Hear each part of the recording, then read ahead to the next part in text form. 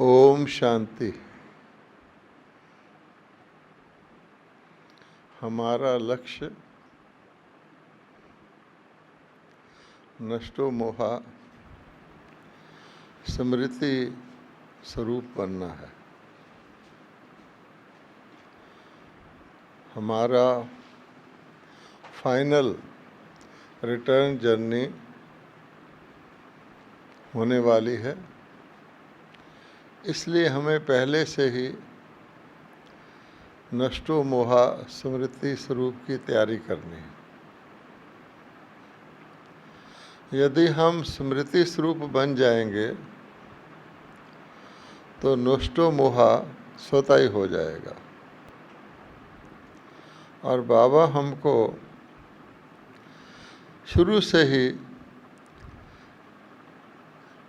नए युग की, परम धाम की, तीनों कालों की, तीनों लोकों की नॉलेज इसीलिए देते रहे हैं कि हम स्मृति स्वरूप बन जाएं। अब हमें उस स्मृति स्वरूप को सारे दिन के दिनचर्या के अंदर लाना है, ताकि हम अनहद, जिसको कहा जाता है अनहद, भक्ति में कहते हैं अनहद नाद बजता रहे, तो हम अनहद स्मृति स्वरूप बन जाएं। तो बाबा हमको बहुत ही दूर से दूर की स्मृति दिलवाते हैं। बाबा कहते हैं कि अनेक कल्पों से बच्चे बाप से मिलने वाले, नॉर्मली कहा जाता है, ज़्यादा से ज़्यादा कहा जाता है युग युग से मिलने वाले नहीं, अनेक कल्पों से बच्चे बाप से मिलने वाले अब पुनः मिल रहे हैं। तो स्मृति स्वरूप की कितनी गहराई है, और अगर हम इसमें और जोड़ दें कि आगे भी अनेक कल्पों के लिए हम मिलते रहेंगे, तो कितना गहरा हमारा मिलन है। और फिर बाबा कहते हैं ये तो हुआ समय का, यानी अनंत काल का स्मृति। फिर बाबा कहते हैं कि मिलने का युग, क्योंकि ये मिलन कोई अन्य किसी युग में नहीं होता, न सतयुग में होता है, कहीं भी नहीं होता, और केवल संगम युग पर होता है। इस मिलन का कितना महत्व है, इसकी घड़ियाँ कितनी थोड़ी हैं। तो बाबा कहते हैं संगम युग मिलन का युग है। संगम का मतलब ही होता है मिलना। तो ये भी हमको स्मृति बाबा दिलाते हैं। फिर बाबा कहते हैं कि ये जो मिलन है कौन सा है, ये हमारा अव्यक्त मिलन है, अलौकिक मिलन है। ये कोई शारीरिक मिलन है ही नहीं। तो ये भी हमको बाबा स्मृति दिलाते हैं कि तुम आत्म स्वरूप से ही अव्यक्त मिलन और अलौकिक मिलन कर सकते हो। तो ये भी हमारी स्मृति के अंदर रहता है। फिर बाबा कहते हैं, हमें सम्मान याद करवाते हैं कि ऐ बच्चों, इस संगम युग के अलौकिक मिलन के विशेष पाठधारी आप आत्माएं हो। सिर्फ अन्य दुनिया की अक्षुणी आत्माओं में से कोई भी आत्मा इस श्रेष्ठ मिलन के विशेष पाठधारी नहीं है। बाबा कहते इसलिए आप कोटों में कोई, कोई में भी कोई हो। तो अगर हम इस सारे सीन को अपने सामने रखें तो हमको कितना रूहानी नशा आता है। अब बाबा कहते हैं कि भक्ति मार्ग में सिमरन करते हैं। वो सिमरन करते हैं, और सिमरन करते करते जो अनन्य भगत होते हैं वो सिमरन और कीर्तन करते करते भी थोड़े काल के लिए ऐसे खो जाते हैं, अपनी सुध बुध भूल देते हैं। उनको ऐसा सुख मिलता है कि वो बिल्कुल अपने आप को खो देते हैं, लेकिन वो सिमरन करते हैं और हम हैं स्मृति स्वरूप बनने वाले, हम स्मृति में रहते हैं। तो बाबा कहते हैं वास्तव में आप बच्चों के स्मृति स्वरूप, जो कि हमारा सदा काल का जन्म जन्मांतर के लिए हमारा चलता है, उसी की एक अंचली मात्र भगत जब आप बनते हैं तो भक्ति में आपको वो सिमरन के रूप में अल्पकालिक सुध बुध खोने की अनुभूति होती है। तब करके बाबा कहते हैं कि बच्चों, आप अब हमें क्या करना है कि हमें सुबह से शाम तक जो कुछ भी हम करते हैं उसको हमें अपने स्मृति स्वरूप में बदलना है। तो भिन्न भिन्न समय पर जिस जिस वक़्त जिस जिस जिस जिस स्थिति में भी हम हों, तो हमें अपने आप को उसी स्वरूप में स्मृति में लाना है, ताकि हम निरंतर स्मृति स्वरूप बन सकें। और बाबा कहते हैं कि आप बच्चे ही देखा जाए तो वरदानी स्वरूप हो, बाबा से वरदान हमें ही मिलते हैं, और भाग्यशाली पद्मा पदम भाग्यशाली स्वरूप भी आप हो, क्योंकि भाग्य विधाता आपको अथाह भाग्य देता है। इसलिए आप बच्चे एक्चुअली हमारे प्रैक्टिकल जीवन की अनुभूति है ये स्मृति।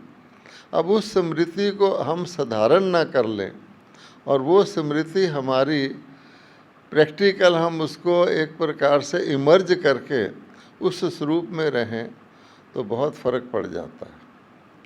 जैसे हम देखते हैं अमृत वेला। अब बाबा कहते हैं कि अमृत वेला नॉर्मली भी हम करते हैं, लेकिन यदि हम स्मृति स्वरूप होकर के अमृत वेला करते हैं कि अमृत वेला विशेष वरदान प्राप्त करने का वेला है, और उस समय वरदाता अपने भंडारे खोल के हमें वरदान देते हैं, तो हम उसी स्थिति में बैठकर कि मैं आत्मा ही इन वरदानों की अधिकारी आत्मा हूँ, तो मैं आत्मा अमृत वेले वरदाता के साथ बैठ कर के उन वरदानों को प्राप्त कर रही हूँ, उन वरदानों को अपने अंदर धारण कर रही हूँ, और अन्य आत्माओं को भी इमर्ज करके उनको भी वो वरदान मैं आत्मा दिला रही हूँ।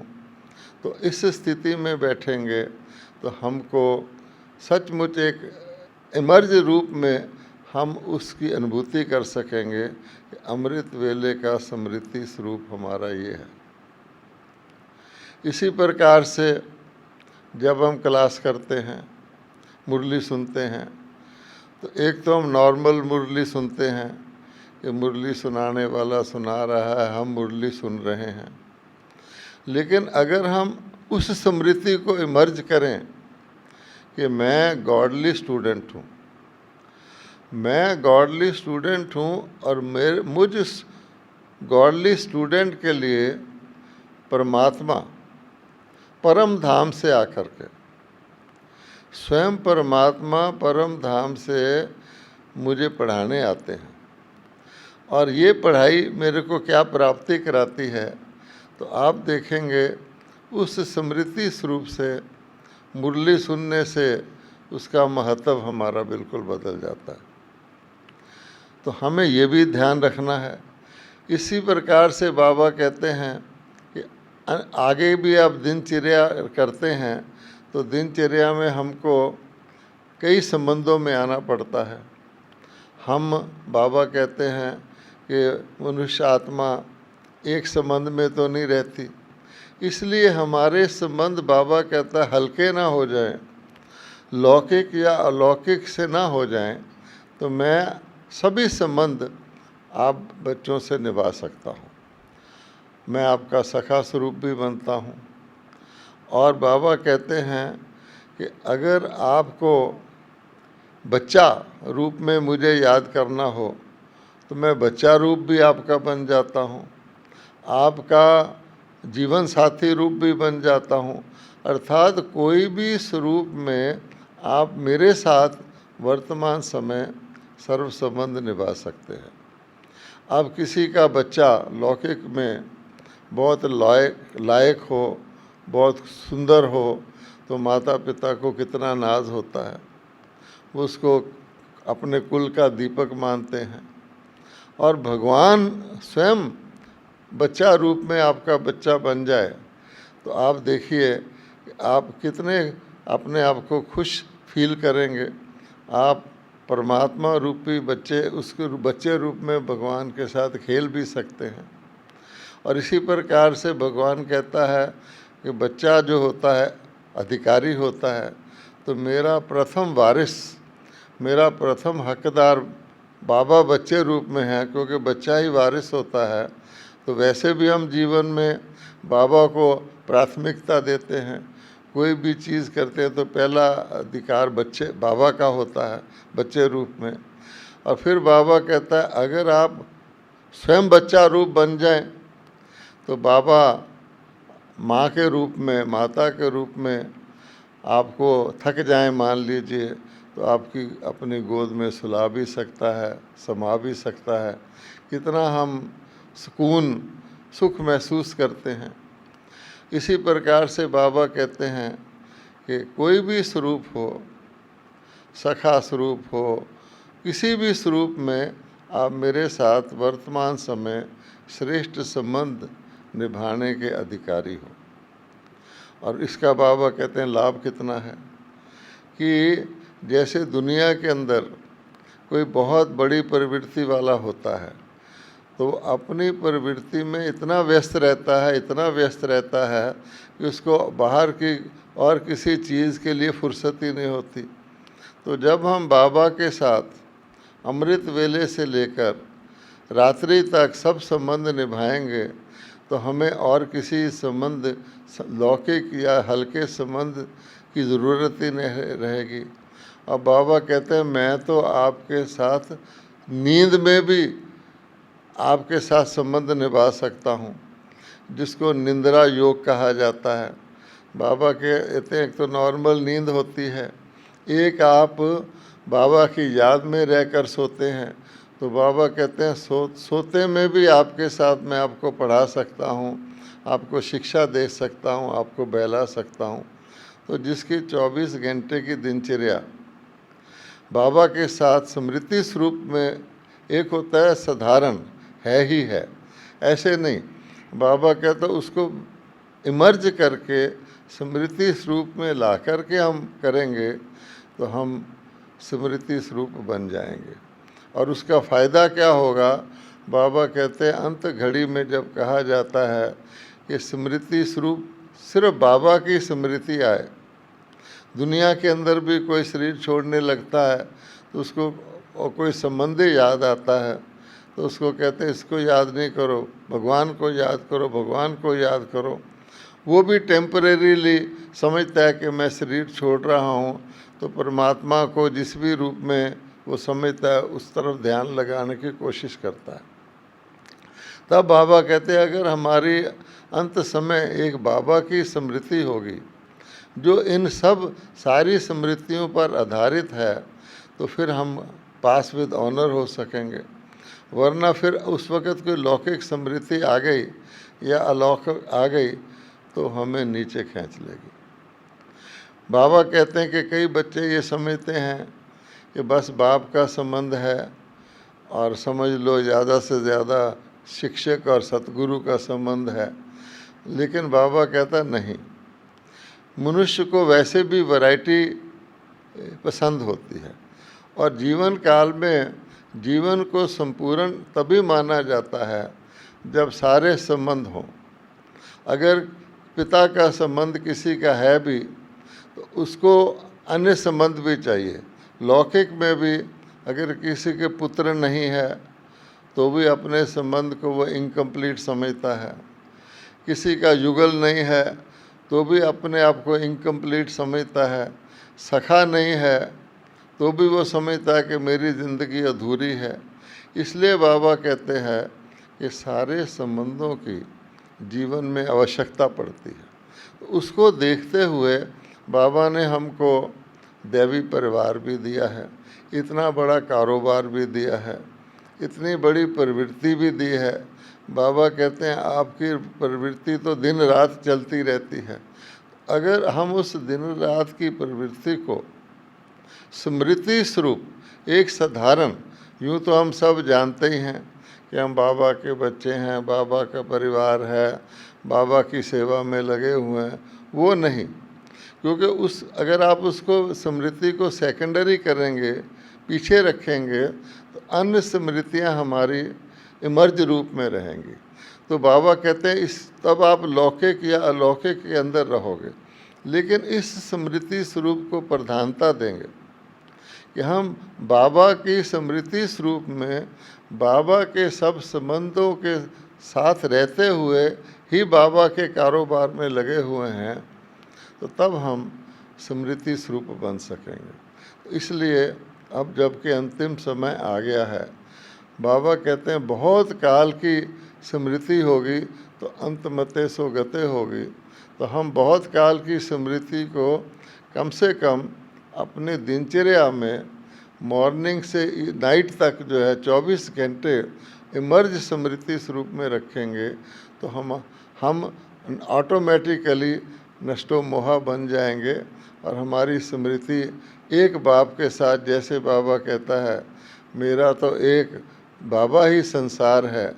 आज की मुरली के अंदर भी वरदान के रूप में यही बताया गया था कि जैसे सागर के अंदर जितने भी जीव जंतु होते हैं वो सागर के अंदर ही समाये रहते हैं। मछली का ख़ास तौर पे एग्जाम्पल दिया जाता है कि सागर ही पानी ही मछली का संसार है। मछली को पानी से बाहर ज़रा सा भी निकालोगे तो तड़पने लग जाएगी, प्राणी त्याग देगी। इसी प्रकार से बाबा ही मेरा संसार है। तो इसमें हमारी ऑटोमेटिकली हमारी श्रेष्ठता, हमारी महानता, हमारा जो बाबा कहता है आपका जो पद्मा पदम भाग्य है, जो भाग्य विधाता आपके साथ रह करके हमको भी मास्टर भाग्य विधाता बना देता है, जो वरदाता है, जो हमको अनेक वरदान देता है जिसमें हमें मेहनत ही नहीं करनी पड़ती। तो बाप के रूप में इतनी बड़ी प्रॉपर्टी देता है और वरदाता के रूप में अनेक वरदान देता है जिसके हम ही अधिकारी हैं। तो बाबा कहते हैं जब ये स्मृति रखते हैं कि सारी दुनिया के अंदर इतनी दुनिया है, मैं ही गॉडली स्टूडेंट हूँ, जिसको भगवान जो है जैसे ट्यूटर किसी को पढ़ाने आए तो मुझे परम धाम से आकर के हमें पढ़ाने आता है, और इसी प्रकार से मैं ही बाबा का वारिस बच्चा हूँ। तो ये स्मृति रखने से बाबा कहते हैं हमारा नशा भी जो है वो सदाकालिक हो सकता है। केवल ये याद रखना है कि हमारा ये जो बाबा से मिलन है ये अलौकिक है, ये अव्यक्त है, अर्थात रूहानी है। तो हम रूहानी स्मृति में रहेंगे तभी हमारी स्मृति जो है बाबा के साथ हम स्मृति लब्ध हो सकते हैं। ओम शांति।